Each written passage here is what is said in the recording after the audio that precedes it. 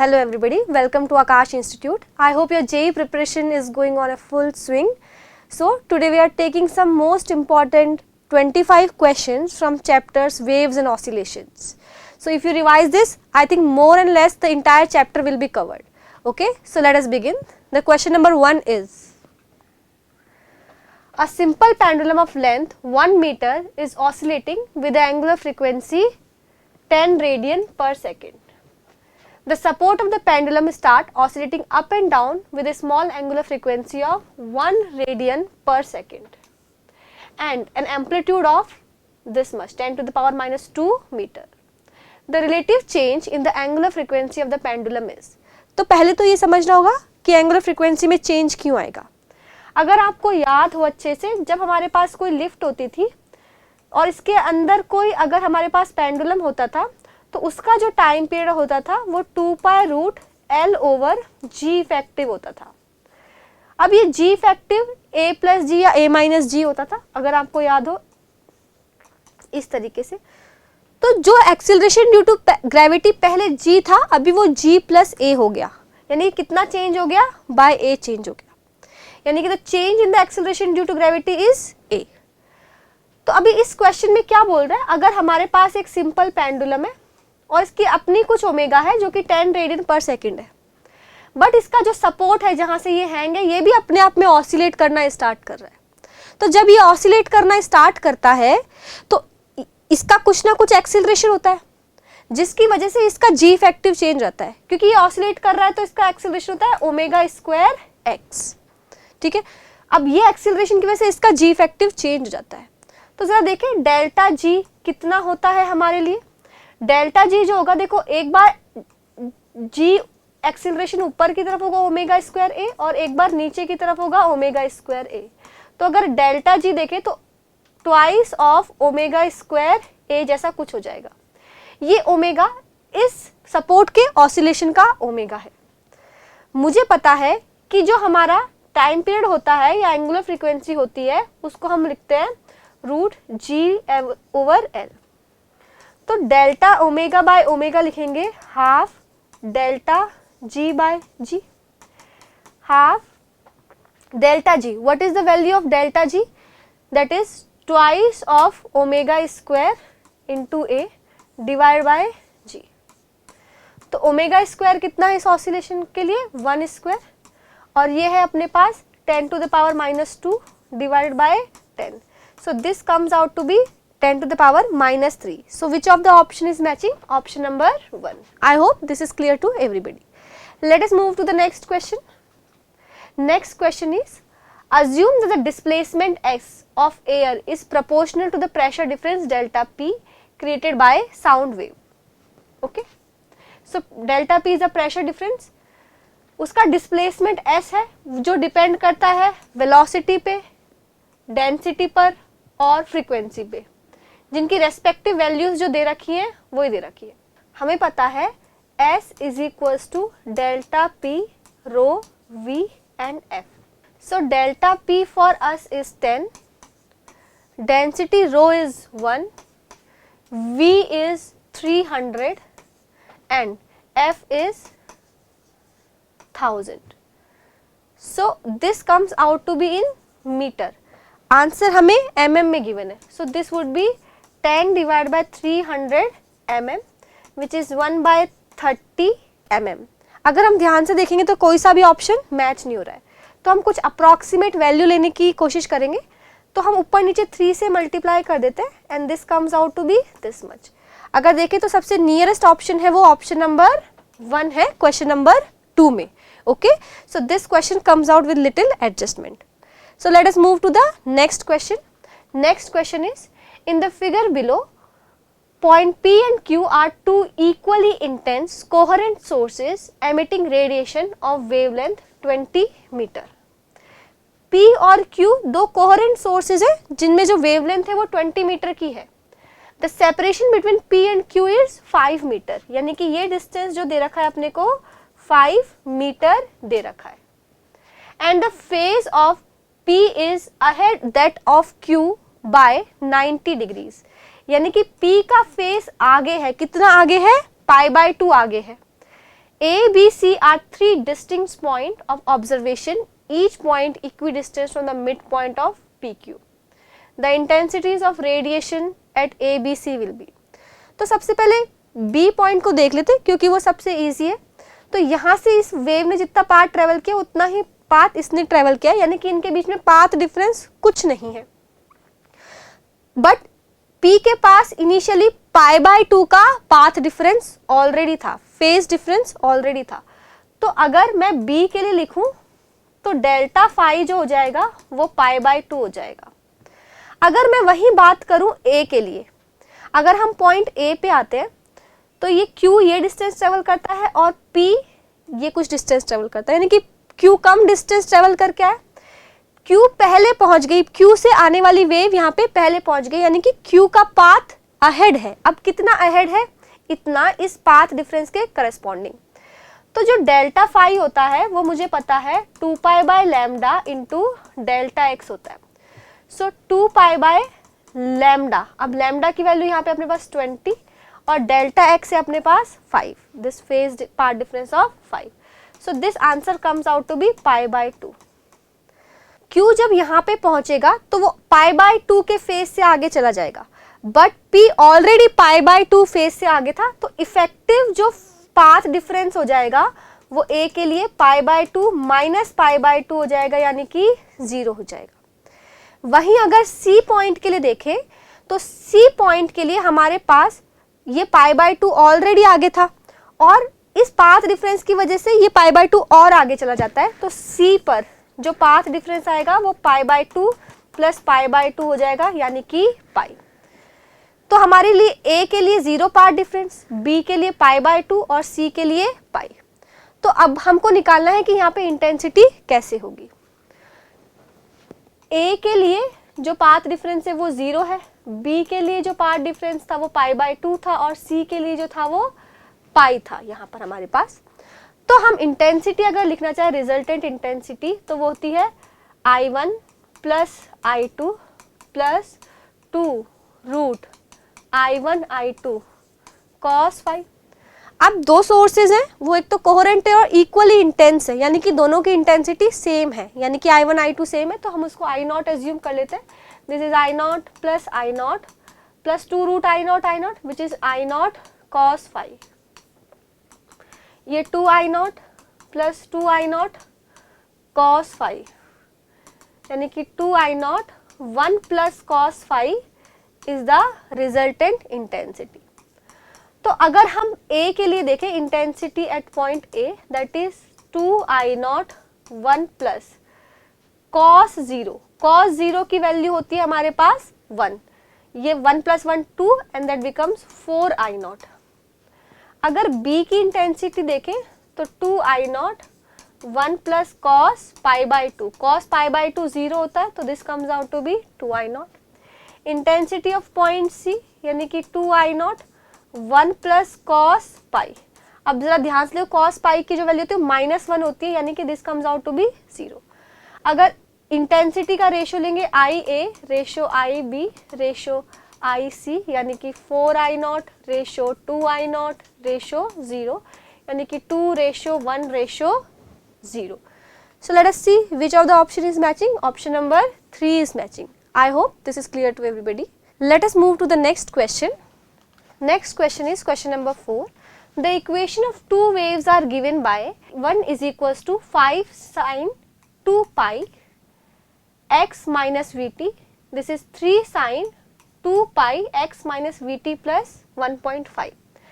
यानी कि इसको आप ऐसे लिख सकते हो 5 sin 2 pi x minus 2 pi vt और ये हो जाएगा 3 sin 2 pi x minus 2 pi vt plus 3 पाई। यानी कि ये दो वेव मिल गई जिनके एम्पलीट्यूड 5 और 3 है और जिनके बीच में फेज डिफरेंस 3 पाई है। तो रिजल्टेंट जो एम्पलीट्यूड होगा वो हो जाएगा a1 square plus a2 square plus twice of a1 a2 cos of phase difference between them, phase difference is 3 पाई। तो इसको सॉल्व करेंगे तो ये 25 प्लस 9, ये कितना हो जाएगा plus 30 and with minus 1. So this comes out to be 34 minus 30, which is root 4. Answer is option number 1, 2 centimeter. I hope this is clear to everybody. Let us move to the next question. The motion of a spring with spring constant K is as shown in the figure. The equation of motion is given by xt is equals to a sin omega t plus b cos omega t. Which suppose that at time t is equals to 0, the position of mass is x0 and velocity is v0. Then its displacement can also be represented as xt equals to c cos omega t minus phi. यानी कि दो SHM का super imposition कुछ ऐसा दिया गया जिसका resultant amplitude c होगा, जिसका इनिशियल फेज फाई होगा. अच्छा, तो v0 और x0 क्या है? t0 पर डिस्प्लेसमेंट और वेलोसिटी है. तो पहले v0 x0 निकालते हैं. तो हमें गिवन है xt is equals to c cos omega t minus phi, vt is equals to dx by dt which is, इसका डिफ्रेंशिएशन करेंगे. सो c cos का differentiation minus sine omega t minus phi and this omega also is there. अब v0 और x0 क्या है? t is equals to 0 put करना है, यानी कि x0 जो है हमारे पास वो c cos माइनस फाई हो जाएगा. यानी कि अगर x0 को देखें तो ये वैल्यू c cos फाई हो जाएगी. सिमिलरली अगर हम v0 निकालना चाहें तो ये हो जाएगा साइन माइनस फाई हो जाएगा, माइनस बाहर आके ये प्लस हो जाएगा, यानी कि c ओमेगा साइन फाई जैसा कुछ हो गया. अब हमको इसमें c निकालना है और फाई निकालना है. तो फाई निकालने के लिए हम क्या करेंगे? इक्वेशन 1 है और ये इक्वेशन 2 है. एक काम करो, इक्वेशन 2 को डिवाइड कर दो इक्वेशन 1 से, तो अपने पास क्या आ जाएगा? ये omega tan phi is equals to v0 divided by x0, यानी कि फाई जो हो जाएगा v0 divided by x0 omega with a tan inverse. So this is the value of phi. हमें दूसरी चीज निकालनी है c. तो एक काम करते हैं, हम इधर साइन फाई की वैल्यू निकालते हैं. Sine square phi plus cos square phi को उसमें 1 रख देते हैं, यानी कि साइन फाई की वैल्यू लिखेंगे तो v0 divided by c omega whole square plus x0 divide by c whole square is equals to 0, यानी कि v0 square divided by c square omega square plus x0 square divided by c square is equals to, this is 1 1, यानी कि c square is equals to v0 square divided by omega square plus x0 square divide by 1. इसका root ले लेंगे तो हमारे पास ये value आ जाएगी c की. So let us see which of the option is matching. So I think हमारे पास ऑप्शन नंबर 3 मैच कर रहा है. So the correct option is option number 3. Okay, let us move to the next question. In the figure given below, a mass m is attached to the horizontal spring which is fixed on one side to a rigid support. The spring constant of the spring is k. The mass oscillates on frictionless surface with time period t and amplitude a. When the mass is in equilibrium position as shown in the figure, another mass is gently fixed upon it. The new amplitude of the oscillation is. ये बहुत ही common question है और कई बार पूछा गया है और इसमें कॉन्सेप्ट हमें यूज करना होता है. तो जब भी हमारे पास कोई मास ऑसिलेट कर रहा होता है, या तो जब वो अपनी मीन पोजीशन पे होता है तो कोई मास उसके ऊपर जेंटली रखा जाता है या फिर कोई मास उस पर से हटाया जाता है. तो जब बॉडी मीन पोजीशन पे होती है तो उसमें नेट फोर्स 0 होता है. नेट फोर्स अगर 0 है मीन पोजीशन पर, at mean position net force क्या हो गया? 0 हो गया, यानी कि मोमेंटम क्या हो गया? कंजर्व हो गया. तो बॉडी जब मूव कर रही होती है तो उसकी जो वेलोसिटी होती है उस टाइम पर, यानी कि मीन पोजीशन पे जो वेलोसिटी होती है वो v मैक्स के बराबर होती है, जो कि a ओमेगा होता है हमारे पास, जिसकी वैल्यू हमारे पास a ओमेगा होती है. तो अभी हम इस क्वेश्चन को देखते हैं. यानी कि पहले हमारे पास अगर m मास था और वो ऐसे ऑसिलेट कर रहा था, तो ये जब अपनी मीन पोजीशन पे था तो इसकी वेलोसिटी a1 इंटू ओमेगा 1 थी, ठीक है। तो अगर हम ओमेगा को लिखना चाहें तो ओमेगा होता है अपने पास रूट k बाय m, ठीक है। तो इसका अगर मोमेंटम लिखना चाहें p1 इनिशियल मोमेंटम लिखना चाहें तो यानी कि m into v which is m into a1 into omega 1 which is m into a1 and omega 1 is k by m, यानी कि इसको ध्यान से देखें तो a1 रूट k m ऐसा कुछ हो जाएगा। बाद में जब ये दोनों एक साथ ऑसिलेट कर रहे हैं यानी कि m प्लस m और इसके ऊपर जेंटली रखा गया तो यानी कि इसका जो v मैक्स है यानी कि इसका ओमेगा जो है वो चेंज हो जाएगा। ओमेगा जो होगा अपने पास वो root k m plus m जैसा कुछ हो जाएगा, यानी कि इसका फाइनल मोमेंटम लिखेंगे तो दैट इज a2, यहाँ पे m की जगह क्या पुट कर देंगे, m प्लस m पुट कर देंगे। तो यानी कि इनिशियल मोमेंटम को अगर फाइनल मोमेंटम से इक्वेट करें तो यानी कि a1 root k m is equals to a2 root k m plus m. I think initial amplitude a दे रखा है, रूट के कैंसिल हो जाएगा तो ये m divided by m plus small m is equals to a2। So this is our final answer. Let us see which of the option is matching. Option number 3 is matching. Okay, so let us move to the next question. Next question is a wire of length 2L is made by joining two wires A and B of same length but different radii R and 2R. ये L length, ये radius R और ये radius 2R such that the joint of the two wires forms a node, यानी कि यहाँ पे क्या बन रहा है अपने पास, node बन रहा है। If the number of nodes, antinodes in wire A is P and in wire B is Q, then P ratio Q is। अगर देखो अगर एक एंटीनोड होती है तो ये ऐसा बनेगा, यानी कि L की वैल्यू कितनी हो जाएगी, लैम्डा बाय 2 हो जाएगी। अगर दो एंटीनोड होती है हमारे पास तो L की value 2 times of lambda by 2 हो जाएगी। सिमिलरली अगर 3 एंटीनोड्स होती है तो L की value 3 times of lambda by 2 हो जाएगी। सिमिलरली ऐसे अगर P एंटीनोड्स होती हैं तो लेंथ जो हो जाएगी वो P इंटू लैम्डा बाय 2 जैसा कुछ हो जाएगा। यानी कि अगर इसको हम ध्यान से देखना चाहें तो हमारे पास क्या आता है। अब जरा देखो ये दो मीडियम है, फ्रीक्वेंसी तो सेम ही रहेगी बट लैम्डा 1 लैम्डा 2 अलग होंगे क्योंकि वेलोसिटी अलग है, v1 और v2 अलग है। अगर वेलोसिटी निकालना चाहें तो वेलोसिटी अपने पास होती है रूट t बाय म्यू, दोनों रॉड्स में टेंशन सेम होगी। अच्छा तो इसको हम म्यू को लिख सकते हैं मास पर यूनिट लेंथ और मास को लिख सकते हैं density into volume per unit length.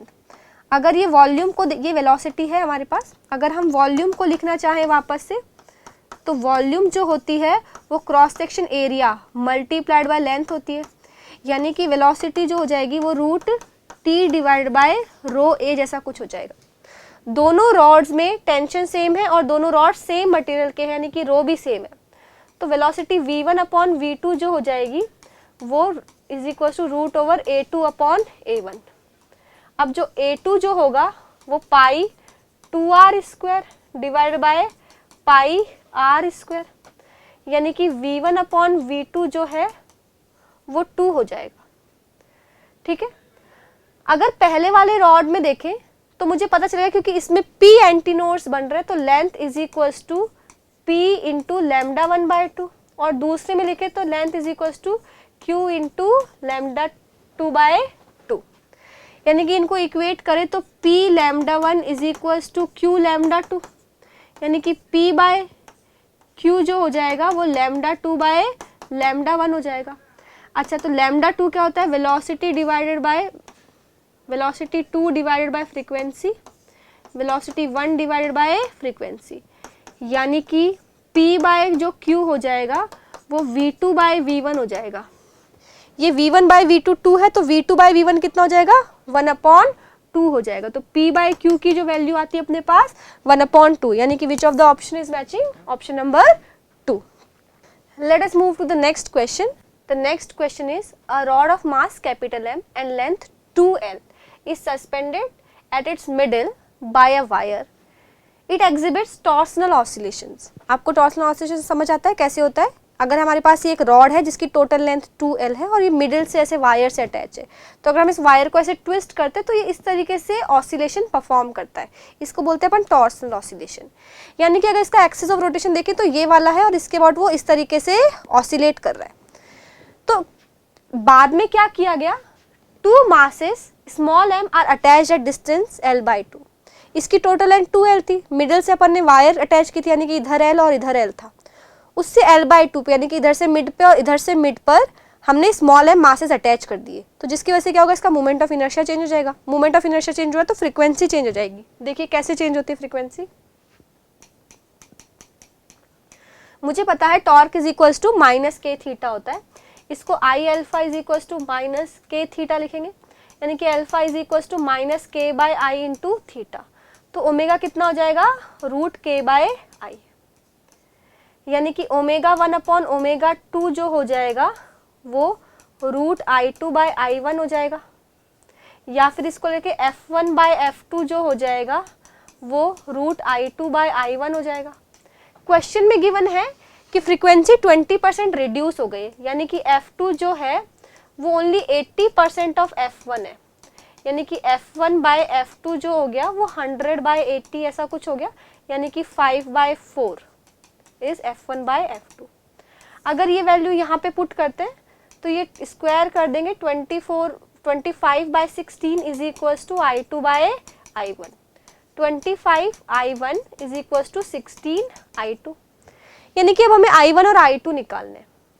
हमारे पास रिलेशन है 25 I1 is equals to 16 I2 ऐसा कुछ हो गया.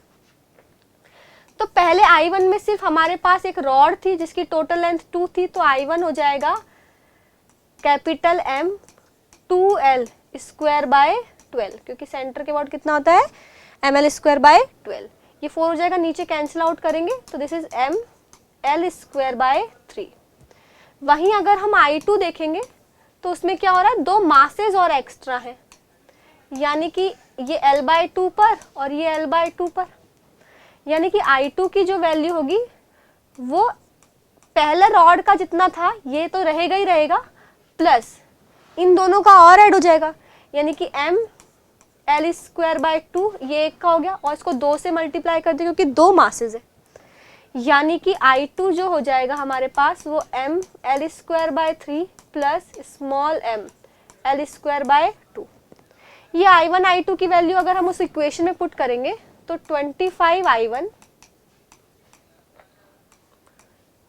Is equals to 16 m l square by 3 plus 16 से मल्टीप्लाई करेंगे तो ये 8 स्मॉल m l स्क्वायर हो जाएगा. ये कैंसिल आउट किया हमने, ये हो जाएगा 25 minus 16 by 3 capital M is equals to 8 times small m. So this comes out to be 9. 3m is equals to 8m, यानी कि small m by capital M आ जाएगा 3/8, यानी कि 0.3 समथिंग आना चाहिए. तो हमारे पास कौन सा ऑप्शन है, option number 3. I hope everybody is getting it. Let us move to the next question. Next question is, a heavy ball of mass capital M is suspended from the ceiling of a car of a light string of mass small m. When the car is at rest, the speed of transverse wave in the string is 60. When the car has acceleration a, the wave speed is 60.5. The value of a in terms of gravitational acceleration is. Okay. मुझे पता है velocity जो होती है वो root T by mu होती है, यानी कि अब कार एक्सिलरेट कर रही और एक्सिलरेट नहीं कर रही उससे फ़र्क ये पड़ जाता है कि टेंशन चेंज हो जाती है. तो जब हमारे पास कार एक्सिलरेट नहीं कर रही है तो हमारे पास टेंशन जो हो गई वो सीधा का सीधा mg के बराबर हो गई. बट जब कार ऐसे एक्सिलरेट कर रही है तो ये इस तरह से हो जाता है. और आपको याद हो इसमें जो एक्सिलरेशन g इफेक्टिव जो निकल के आता है वो होता है root a square plus g square, क्योंकि आगे की तरफ एक्सिलरेशन ऐसे और नीचे की तरफ ऐसे, तो resultant is root a square plus g square, यानी कि ये वैल्यू T2 हो गई हमारे पास, तो T1 अपॉन T2 निकालेंगे अगर, तो हमारे पास होगा V1 upon V2 is equals to, this is G divided by root over a square plus g square. V2 by V1 निकालेंगे तो ये root a square plus g square, और ये नीचे इसको रूट में लेके ऐसा लिख सकते हैं। ये चीज़ अपने पास 60.5 divide by 60 is equals to, इसको लिख सकते हैं 1 plus a square by g square, और ये रूट का रूट है यानी कि पावर 1/4। तो हमारे पास जो एक्सप्रेशन है वो कुछ इस तरीके से 60.5 divide by 60 is equals to 1 plus a square by g square to the power 1/4। अगर हम इसको लिखना चाहें तो 60 plus 0.5 divide by 60 is equals to 1 plus 1/4 a square by g square ऐसे लिख सकते हैं, क्योंकि मुझे पता है 1 प्लस एक्स की power n is approximately 1 plus n x, जब x बहुत छोटा होता है। तो ये 1/4 को आगे लिया इधर, ये हो जाएगा 1 plus 0.5 divide by 60 is equals to 1 plus 1/4 a square by g square. तो 1 कैंसिल आउट कर देंगे, 4 को लेके उधर मल्टीप्लाई कर देंगे तो 0.5 इंटू 4 होता है 2, और 2 इधर डिवाइड कर देंगे तो 1/30 is equals to a square by g square. यानी कि हमारे पास a जो हो जाएगा वो g डिवाइड बाय √30 जैसा कुछ हो जाएगा। बट अगर आप ऑप्शन देखोगे तो अप्रॉक्सीमेटली कुछ मेजर निकालना पड़ेगा हमें, तो इसने क्लोजेस्ट पूछा यानी कि अप्रॉक्सीमेशन ही पूछा है। तो जरा ध्यान से देखोगे तो √5 अप्रॉक्सीमेटली 5 से थोड़ा बड़ा होता है, क्योंकि 25 का रूट जो होता है वो 5 होता है, तो उससे थोड़ा सा बड़ा होगा, यानी कि this is approximately g by 5 जैसा कुछ हो जाएगा। So which of the option is matching? Option number 2। I hope this is clear to everybody. Let us move to the next question. So the next question is, a cylindrical plastic bottle of negligible mass is filled with 310 ml of water, यानी कि उसके अंदर जो water है उसकी quantity 310 ml है। अगर उसका मास लिखे तो अपन वो 310 into 10 to the power -3 kg के फॉर्म में हो जाएगा, and left floating in a pond in still water. If pressed downward slightly and released, it starts performing simple harmonic motion at angular frequency omega. Actually वो हमारे पास water में है इस तरीके से, और ये इक्विलिब्रियम में। अब हमने इसका इक्विलिब्रियम डिस्टर्ब किया, इसको थोड़ा सा कंप्रेस किया, तो ये नीचे की तरफ कुछ ऐसा हो जाएगा, यानी कि ये एक्स डेप्थ नीचे चला जाएगा। इसकी वजह से ये एक्स्ट्रा बॉयंट फोर्स आने लग जाएगा, और ये एक्स्ट्रा जो बॉयंट फोर्स है यानी कि इतने वॉल्यूम का जो वेट है, इतने वाटर की वॉल्यूम का जो वेट है वही इसको रीस्टोर करना चाहेगा, यानी कि बॉयंट फोर्स इसको रीस्टोर करना चाहेगा। तो रीस्टोरिंग फोर्स लिखेंगे रो वी इनसाइड इंटू जी, यानी कि कितनी वॉल्यूम है, लेट्स से कि इसका क्रॉस सेक्शन एरिया अपन ए मानते हैं, तो वॉल्यूम लिखेंगे ए इंटू एक्स, क्योंकि ये वाली volume cross section multiplied by length x into g with a negative sign, क्योंकि नीचे की तरफ कंप्रेस करते तो ऊपर की तरफ वो वापस आता है। तो ए जो हो जाएगा वो हमको निकालना है इधर से, तो ए की जो वैल्यू हो जाएगी rho a g divided by m into x, यानी कि ओमेगा जो हो जाएगा वो rho a g divided by m जैसा कुछ हो जाएगा। तो आगे बढ़ते, तो क्रॉस सेक्शन एरिया को क्या लिख सकते हैं अपन, pi r square into g divide by m. तो अपने को रो पता है 1000 इंटू पाई, आर जो है अपने पास रेडियस है वो 2.5 सेंटीमीटर है, तो इसका स्क्वायर करेंगे तो 6.25 into 10 to the power -4 into g divide by mass. Mass अपने निकालता 310 इंटू 10 टू द पावर -3। थोड़ा कैलकुलेटिव है, अगर हम इसको सॉल्व करेंगे तो हमारे पास जो आंसर निकल के आता है वो ऑप्शन नंबर 4 के अप्रॉक्स निकल के आता है। I hope this is clear to everybody. Let us move to the next question. A close organ pipe has a fundamental frequency of 1.5 kilohertz.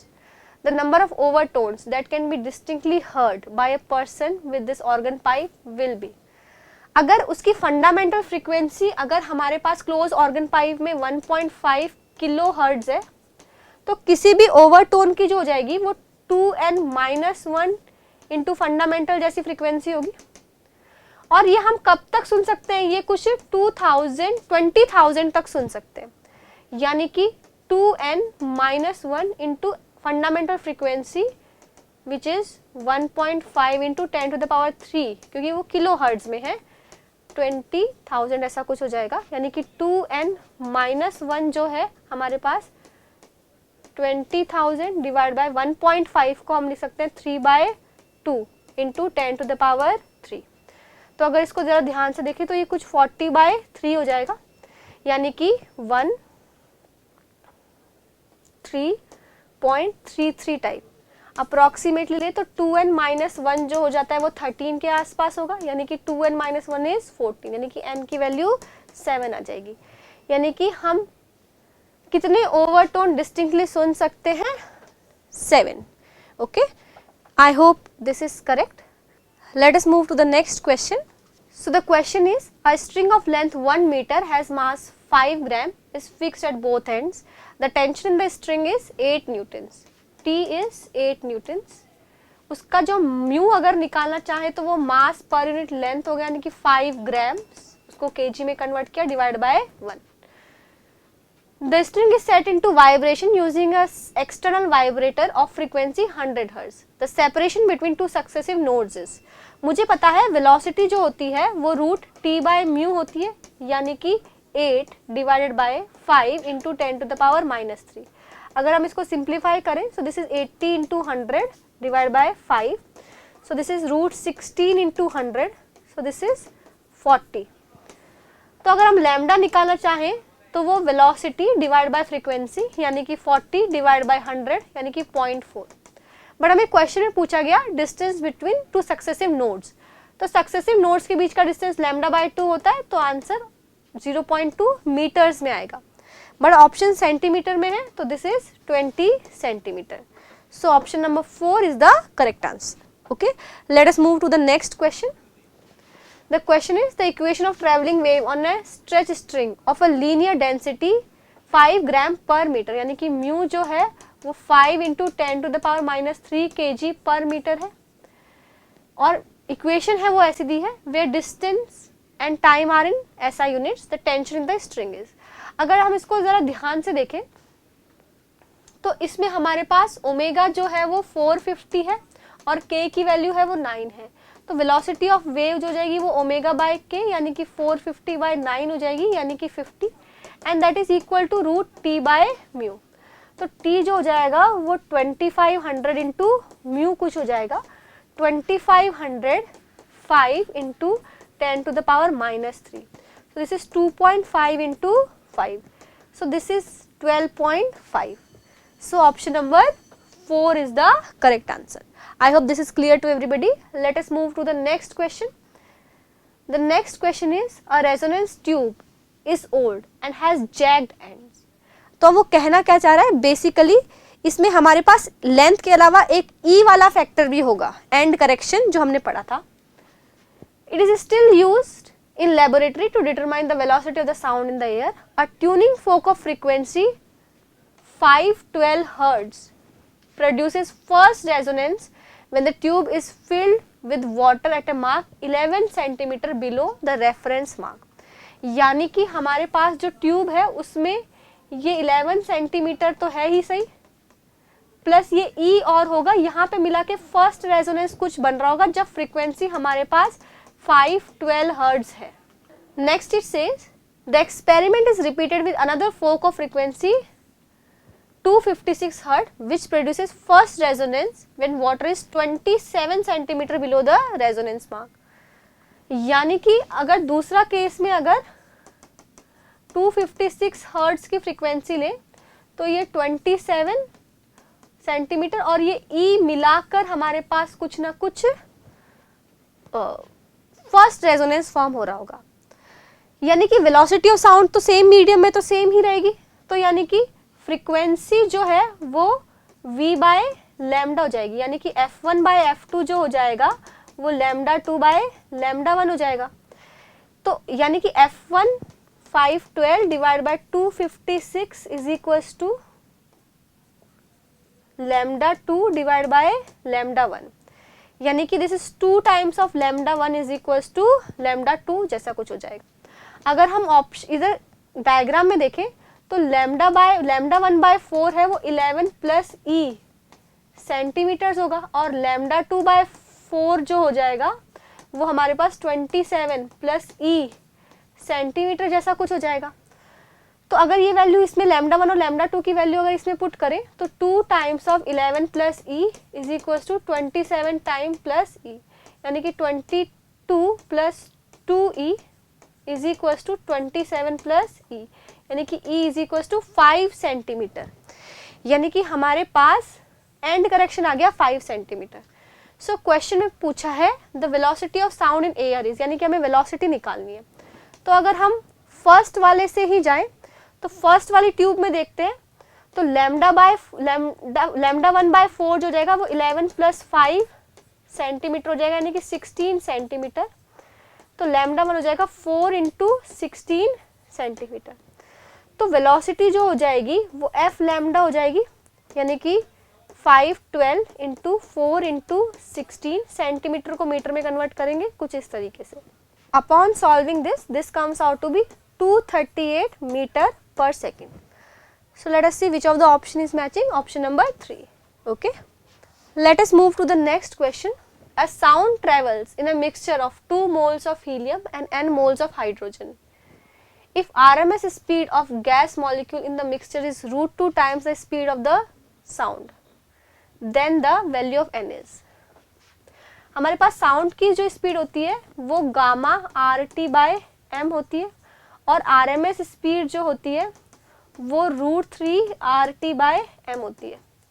Question में दे रखा है the RMS speed is VRMS is √2 times of V sound, यानी कि अगर यहाँ से cancel करें तो √3 इज इक्वल टू √2 और V sound gamma. So gamma की जो वैल्यू है वो 3/2 हो जाएगी, और गामा जो होता है वो 1 प्लस 2/f होता है, f मिक्सचर लिखेंगे यहाँ पे। So 2/f mixture comes out to be 1/2, यानी कि f मिक्सचर इज 4, यानी कि डिग्री ऑफ फ्रीडम जो है वो मिक्सचर के लिए 4 आ गया। अब हमें क्या बोल रहा है, 2 moles of helium and n moles of hydrogen, यानी कि 2 moles of helium degree of freedom is 3 and moles of hydrogen यानी कि degree of freedom 5।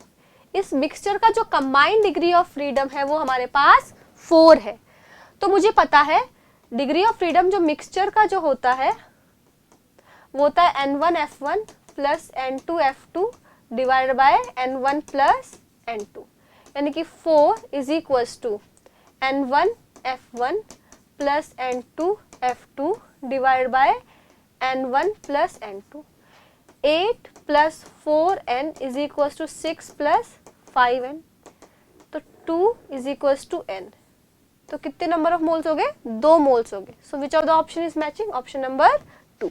I hope this is clear to everybody. Let us move to the next question. The next question is, हमारे पास एक rod है जिसको दोनों spring से ऐसे अटैच किया गया। इन स्प्रिंग का स्प्रिंग कांस्टेंट K है, और जब इसको थोड़ा सा ऐसे रोटेट कर दे तो ये कुछ इस तरीके से ऑसिलेशन परफॉर्म करती है। तो आपको निकालना है फ्रीक्वेंसी कितनी होगी उस ऑसिलेशन की।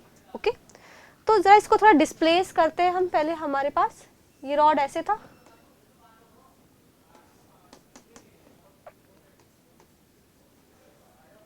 तो इसको थोड़ा सा डिस्प्लेस करेंगे तो ये कुछ ऐसे हो जाएगा, यानी कि ये एंगल कितना हो गया, थीटा हो गया।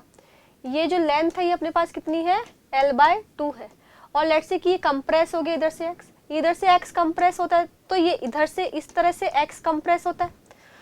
तो बेसिकली अगर इसको देखना चाहे तो ये कुछ x कुछ आर्क लेंथ है, ये सेंटर है और इसके बाद ये आर्क लेंथ x है। तो theta is equals to arc length upon radius, यानी कि x की वैल्यू होगी थीटा L/2। तो अगर हम इसको देखें तो ये इस तरह से कुछ हो गया, ये कंप्रेस हो चुका है तो इस पे फोर्स kx ऐसे लगाएगा, ये भी कंप्रेस हो चुका है तो इस पे फोर्स kx कुछ इस तरह से लगाएगा। तो अब ये हिंज है, तो अगर इसके बाद देखोगे तो ये इसको ऐसे घुमाना चाहेगा और ये इसको ऐसे घुमाना चाहेगा, यानी कि दोनों टॉर्क सेम डायरेक्शन में प्रोड्यूस करेंगे। तो अगर जरा ध्यान से देखें, टॉर्क जो लिखेंगे वो फोर्स इंटू आर परपेंडिकुलर लिखेंगे। तो फोर्स तो हो जाएगा हमारे पास kx, और आर परपेंडिकुलर क्या हो जाएगा, ये डिस्टेंस, यानी कि L/2। ये पहले वाले के लिए हो गया। ऐसे सिमिलरली दूसरे वाले के लिए भी लिखेंगे तो इसको 2 से मल्टीप्लाई कर देते हैं क्योंकि दोनों सेम ही डायरेक्शन में टॉर्क प्रोड्यूस कर रहे हैं। तो टॉर्क हो जाएगा kx इंटू एल। अगर हम x की बात करना चाहें तो x हो जाएगा theta l by 2 into l. अच्छा, अब टॉर्क लिखेंगे अपन I alpha, that is k by 2 l square into theta, but will adjust a negative sign. क्यों? क्योंकि जब हम इसको इस तरीके से रोटेट करते तो रिस्टोरिंग टॉर्क इस तरफ ऑपोजिट डायरेक्शन में लगता है, इसीलिए। अगर हम इसका आई लिखना चाहें तो इसके सेंटर ऑफ मास के अबाउट लिखेंगे which is m l square by 12 alpha is equal to minus k l square by 2 into theta. तो अल्फा जो हो जाएगा -6k by m into theta हो जाएगा। तो ओमेगा जो हो जाएगा वो 6k by M root over हो जाएगा। जो फ्रीक्वेंसी हो जाएगी वो 1/2 pi root 6k by M. I hope this is clear to everybody. So which of the option is matching? Option number 4. Okay. Let us move to the next question. The next question is, a mass of 5 kg is connected to a spring. The potential energy curve of a simple harmonic motion executed by the system is shown in the figure. A simple pendulum of length 4 meter has same period of oscillation as the spring. यानी कि ये तो हमें spring के लिए दे रखा है, इसका कुछ टाइम पीरियड ऑफ ऑसिलेशन है, और एक हमारे पास सिंपल पेंडुलम होगा उसका भी time period of oscillation same है। तो बोलो acceleration due to gravity on the planet is. तो पहले अगर इधर देखें हम ध्यान से तो हमारे पास इसमें मैक्सिमम पोटेंशियल एनर्जी है वो अपने पास 10 है। इधर देखिए मैक्सिमम पोटेंशियल एनर्जी हाफ के ए स्क्वायर के बराबर होती है। और एम्पलीट्यूड अगर देखना चाहें तो देखो ये इसकी मीन पोजीशन है, इधर से ये 2 शिफ्ट होता है और इधर भी 2 शिफ्ट होता है, यानी कि इसका एम्पलीट्यूड कितना है 2 है, यानी कि half K into 2 square is equal to 10। तो के की वैल्यू यहाँ से आ जाएगी अपने पास 5। के जो होता है वो अपने पास एम ओमेगा स्क्वायर होता है, और mass of the block 5 kg अगर अपने पास, तो ओमेगा की वैल्यू अपने पास 1 आ जाती है। ओके, तो अगर इसका टाइम पीरियड निकालना चाहें, ओमेगा 1 है तो time period 2 pi by T is equal to 1, तो टाइम पीरियड 2 पाई हो जाएगा इसका। अब वो बोल रहा है एक सिंपल पेंडुलम है जिसका टाइम पीरियड भी सेम है, यानी कि सिंपल पेंडुलम के लिए अगर हम लिखना चाहें तो टाइम पीरियड जो होता है वो 2 पाई रूट एल ओवर जी है, जो कि इसी के बराबर है। यानी कि ये कैंसिल आउट करें तो एल की वैल्यू जी के बराबर आती है। तो हमारे पास अगर लेंथ देखें इसकी, कितनी लेंथ दे रखी है हमें सिंपल पेंडुलम की, तो वो 4 मीटर गिवन है। तो एल की वैल्यू 4 है तो जी की वैल्यू भी 4 है, यानी कि उस प्लेनेट पर या उस जगह पर एक्सीलरेशन ड्यू टू ग्रेविटी की वैल्यू कितनी होगी 4 होगी। Okay, I hope this is clear to everybody. Let us move to the next question. Next question is, in the given figure, a body of mass m is held between two massless springs on a smooth inclined plane.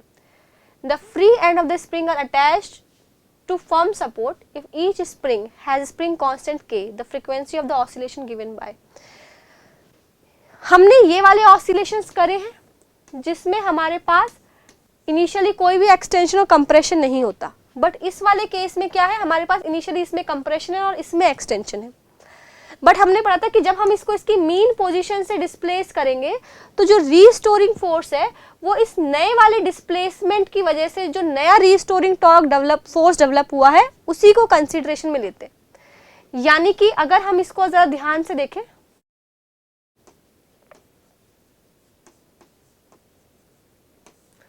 तो अगर इसको x इधर displace करते हैं तो ये x compress हो जाता है, तो इस पे kx इधर की तरफ लगाता है, और ये x एक्सटेंड हो जाता है तो ये इसको पीछे की तरफ पुल करता है, यानी कि kx ऐसे लगाता है। यानी कि नेट जो रीस्टोरिंग फोर्स है वो 2kx हो गया, यानी कि ma is equals to 2kx। a जो हो जाएगा वो 2k बाय m हो जाएगा, यानी कि ओमेगा जो है वो रूट 2k बाय m, यानी कि टाइम पीरियड जो है जो कि 2 पाई बाई ओमेगा होता है, तो that is 2 pi root m by 2k। So this is the answer, 2 pi root m by 2k। But हमें फ्रीक्वेंसी पूछी है तो इसका इन्वर्स कर देंगे, तो 1/2 pi root 2k by m, 1/2 pi root 2k by m. Option number 1 is matching. I hope this is clear to everybody. Let us move to the next question. Next question is, a particle is making a simple harmonic motion along the x-axis. If at distance x1 and x2 from the mean position, the velocity of the particle are v1 and v2.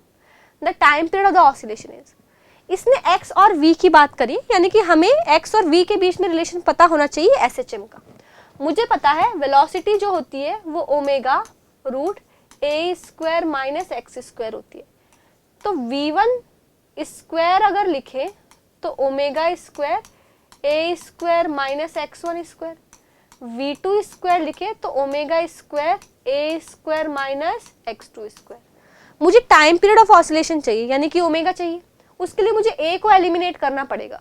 तो कैसे करें? हम इसको ऐसे लिख सकते हैं v1 square divide by omega square is equal to a square minus x1 square, v2 square by omega square is equal to a square minus x2 square. A को एलिमिनेट करने के लिए हम एक काम करते हैं, सबट्रैक्ट कर देते हैं, यानी कि v1 square minus v2 square by omega square is equal to x2 square minus x1 square. तो ओमेगा जो हो जाएगा वो root over v1 square minus v2 square x2 square minus x1 square. तो टाइम पीरियड हो जाएगा वो 2 pi by omega होता है, यानी कि 2 पाई इसका inverse x2 square minus x1 square v1 square minus v2 square. Okay, so this is the answer. Let us see which of the option is matching. So option which is matching is option number 2. I hope this is clear to everybody. Let us move to the next question. So the question is, a tuning fork A of unknown frequency produces 5 beats per second with a form of known frequency 340 Hz. When a fork A is filed, the beat frequency decreases to 2 beats per second. What is the frequency of fork A? यानी कि हमारे पास एक source है जिसकी frequency 540 है, और जब इसको एक ट्यूनिंग फोक के साथ फ्रीक्वेंसी प्रोड्यूस की जाती है तो 5 बीट सुनाई देती है, यानी कि इसके और उस ट्यूनिंग फोक के बीच में 5 हर्ट्ज का अंतर होगा, यानी कि या तो वो 335 होगी या फिर ये 345 होगी. ए इन दोनों में से कुछ पॉसिबल है, तभी तो इन दोनों के बीच का गैप 5 हर्ट्ज और ये 5 हर्ट्ज होगा. बट वो बोल रहा है कि when fork A is filed, अब ए को जब फाइल करेंगे तो उसकी फ्रीक्वेंसी बढ़ेगी. The beat frequency decreases to 2 beats. तो अब फाइलिंग करने पे बीट्स कम हो जाती है, यानी कि फ्रीक्वेंसी का गैप कम हो जाता है. अगर हम इसको फाइल करते तो इसकी फ्रीक्वेंसी बढ़ती, तो ये गैप रिड्यूस होता, तो बीट फ्रीक्वेंसी रिड्यूस होती. अगर हम इसको फाइल करते, अगर ये ऑप्शन होता, अगर हम इसको फाइल करते तो ये गैप इंक्रीज होता. बट क्वेश्चन में एक्चुअली बीट फ्रीक्वेंसी डिक्रीज हो रही है. पहले 5 बीट्स थी, अभी कितनी हो गई? 2 बीट्स हो गई. तो कौन सा ऑप्शन रहा होगा? ऑप्शन नंबर 335, यानी कि option number 1 is correct. Okay, I hope this is clear to everybody. Let us move to the next question. Next question is, two traveling waves of equal amplitude and equal frequency move in opposite direction along a string. They interfere to produce a stationary wave whose equation is this. The amplitude of the particle at x is equals to 4/3 will be. तो हमारे पास ये जो quantity होती है ये particle का amplitude होता है, यानी कि amplitude is 10 cos pi x. ये उसको SHM करा रहा होता है, यानी कि 10 cos pi 4π/3. अब हमें cos 4π/3 की वैल्यू निकालनी है, यानी कि cos pi प्लस π/3, यानी कि negative of cos pi/3. cos pi/3 की वैल्यू होती है हमारे पास 1/2 but with negative sign. So this is 10 into 1/2. Amplitude के नेगेटिव होने का कोई मतलब नहीं है अपने आप में, वो जस्ट डायरेक्शन को बता रहा है. तो अपने पास हो जाएगा answer 5 centimetre. I hope this is clear to everybody. Let us move to the next question. So the next question is, the metallic bob of simple pendulum has relative density 5. यानी कि अगर हमारे पास एक बॉब है, उसकी खुद की डेंसिटी सिग्मा अगर लिखना चाहें तो वो 5 टाइम्स ऑफ रो वाटर होगी. Okay, the time period of the pendulum is 10 second. मुझे पता है टाइम पीरियड जो होता है वो 2 पाई रूट एल ओवर जी होता है और वो कितना है अपने पास 10 सेकेंड है। अब वो बोल रहा है इस मेटेलिक बॉब को पानी में इमर्स कर दिया गया है तो उसका टाइम पीरियड ऑफ ऑसिलेशन क्या होगा। एक्चुअली समझो पानी में इमर्स करने से होगा क्या, इसके पास पहले इस पे सिर्फ ग्रेविटी लग रही थी, यानी कि acceleration due to gravity G था, सिग्मा इंटू वी उसका मास है। बट अभी पानी में जब डिप कर देंगे तो इस पे बॉयंट फोर्स भी लगने लग जाएगा which is rho water V G. तो इसमें इफेक्टिव जो ग्रेविटी है नीचे की तरफ वो चेंज हो जाएगी, यानी कि m इंटू जी इफेक्टिव जो है वो है sigma V G minus rho water V G. तो अगर जी इफेक्टिव की वैल्यू निकाले, इस मास को हम लिख सकते हैं sigma into V, sigma V G minus rho water V G. तो जी इफेक्टिव जो होता है हमारे पास उसकी वैल्यू आ जाएगी sigma minus rho water divide by sigma into g. ये वैल्यू अगर हम कैलकुलेट करें तो 5 rho water minus rho water divide by 5 times rho water into g. So this comes out to be 4g/5।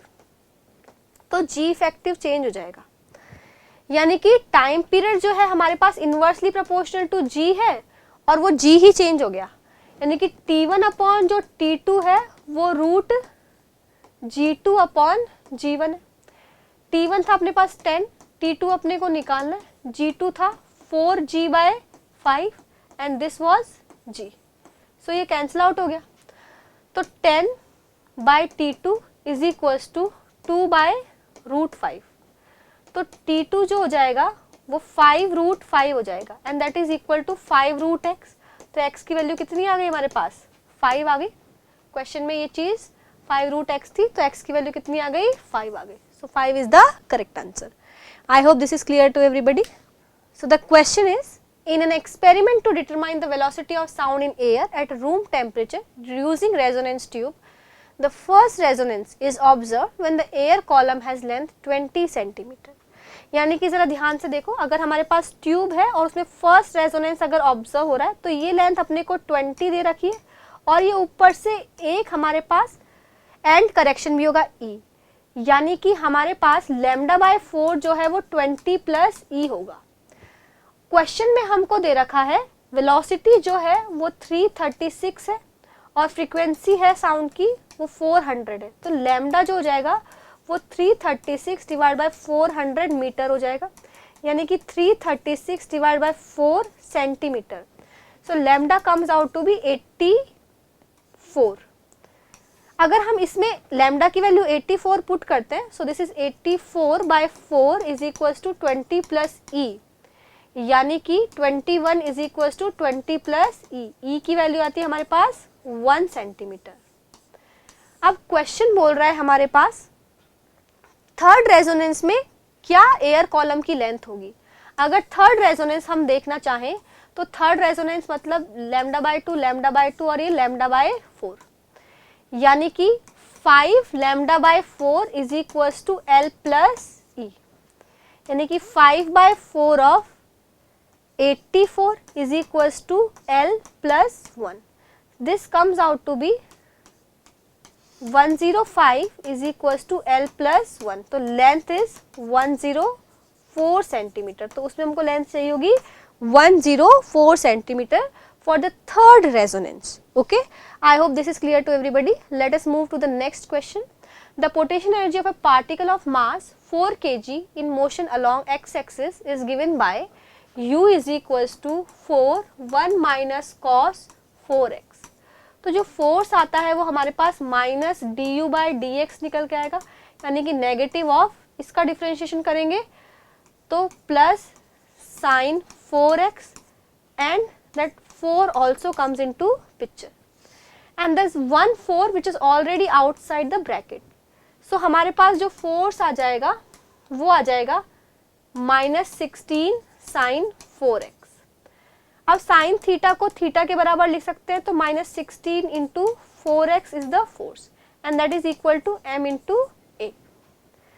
-16 4 into 4x is equal to 4 into a, क्योंकि mass हमको 4 kg given है, तो हमारे पास a जो आ जाता है वो -16x, यानी कि ओमेगा की वैल्यू है हमारे पास 4, that is equal to 2 pi by T.